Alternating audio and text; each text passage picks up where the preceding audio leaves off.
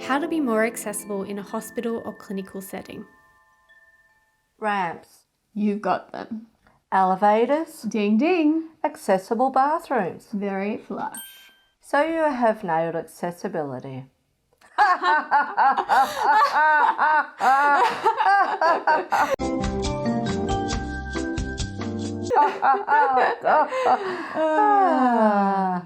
Phew. Yeah, no. Access is way more than those three things. Accessible and inclusive language. There are a few easy ways to make women with disabilities feel welcome wherever you are. Language and your actions are the most important. Things like saying wheelchair bound. People aren't bound by their wheelchair. Mobility aids represent freedom. Instead, say wheelchair user. Avoid using slurs, ableist language, and alternative words for disability, such as the R word, spastic, crazy, lame, special, are completely unacceptable. Instead, use professional terminology such as disability, intellectual disability, or mental illness. Reclaimed language such as crip and cripple is not for non-disabled people to use. This language has been reclaimed by disabled people from its derogatory origins and is now used to signify disabled pride, just like queer in the LGBTQIA+ community. Avoid using terms like vulnerable or at risk to describe women with disabilities. This language is really disempowering and makes women with disabilities sound like they are powerless. In reality, women with disabilities are incredibly strong and adaptable. It's the people and society who are failing them. Instead, you can say women with disabilities are a priority, key, or primary population or group. Don't correct the words people use to describe themselves. Use the words they use to describe themselves. If they say disabled, great. If they describe themselves as a woman with a disability, then also great.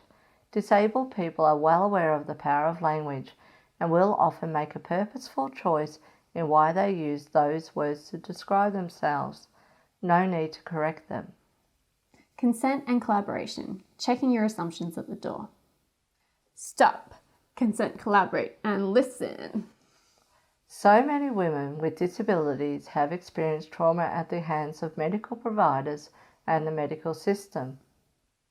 These can be things like overhearing a medical professional make a joke at their expense, or withholding of treatment for pain, or dismissing their condition as all in their head.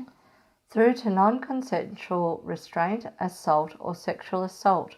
It is actually better to work with the understanding that women you see have experienced trauma rather than not. This approach is called trauma-informed practice. It aims to avoid re-traumatizing, is non-judgmental, and understands that many problem behaviours are actually coping behaviours. A key way to do this is by maintaining bodily autonomy, which is basically the concept that your body is your own and you have a choice about how others treat you. Easy ways to do this is to ask before touching or talking about a sensitive topic, letting the person indicate yes when it's okay to start, and respecting them when they say stop or no. It's simply consent. Next is collaboration. Disabled women are experts in their own experience of their disability. So that means you have to work together on finding the best solution for them. Don't assume that you know what's best. We have seen this a million times before. We've tried all the latest and greatest things out there, including yoga. So don't suggest yoga. Just ask the question. And listen to our answers. Like really listen. Repeat back what we have told you. Give us time to give you a full answer to your question. Leave your assumptions about women with disabilities at the door and be open to working together. Talking taboo. This doesn't mean that starting the conversation will be easy, especially when it comes to taboo topics like sex and disability. Remember, you hold the power as the professional in the room, and people are often waiting for you to start the conversation. The best way to start is to ask permission. Starting with, "Can I check in with you about the impact this might be having on your sex and relationships?"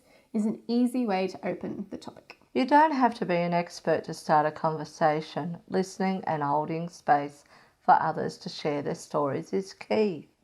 Don't be afraid to refer on to other professionals. Sexual and reproductive health is a massive area. You don't need to know everything. This is my job and I don't know everything. And finally, listen for disclosures of violence or abuse and follow up immediately. If you want to learn more about reproductive coercion and violence for women with disabilities, see our previous video. The link can be found in this video's description below. Respecting the sexual and reproductive rights of women with disabilities is closer and even more practical than you thought possible. We are so close to the equity and justice women with disabilities need to feel safe and respected in health services. Do you need a few more ideas on how to be more accessible? Before we finish up, here's 20 more tips on how to kickstart accessibility.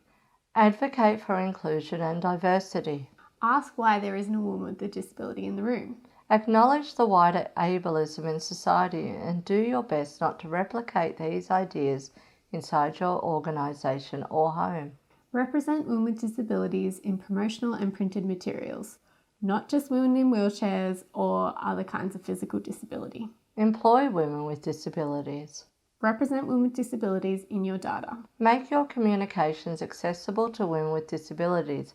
Have plain English and easy English available, image descriptions, web accessibility, large print, audio and braille options. Represent women with disabilities in policy and advocacy. Feature women with disabilities at events and make your events accessible. Make connections with disabled persons organisations and disability service providers, or like us, Women with Disabilities Victoria. Have a disability action plan and find out how it will be implemented. Make sure women with disabilities are represented in management and in board appointments.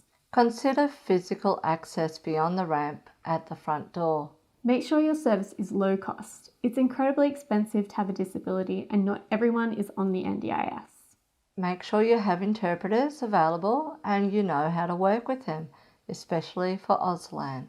Learn how to work with facilitated communication aids such as communication boards. Planning accessibility from the beginning when designing and applying for funding.